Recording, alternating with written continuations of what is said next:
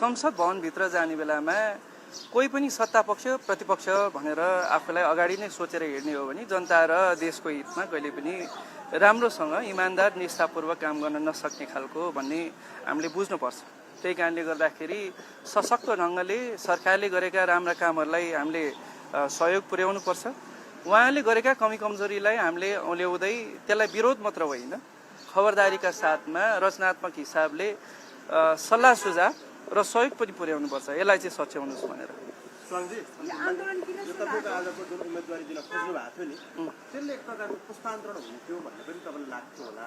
त्यो विधि प्रक्रिया पनि अलिकति मित्र खोज्यो भन्ने लाग्छ तपाईँलाई? होइन होइन, मैले अघि नै पनि भने हामीले त्यसलाई नकारात्मकतातिर लैजानु भन्दा हामीले के चाहिँ सोच्नुपर्छ त भन्दाखेरि आजको जुन रिजल्ट आएको छ, आज जुन प्रक्रियामा म सहभागी भएँ, त्यसका कारणले गर्दाखेरि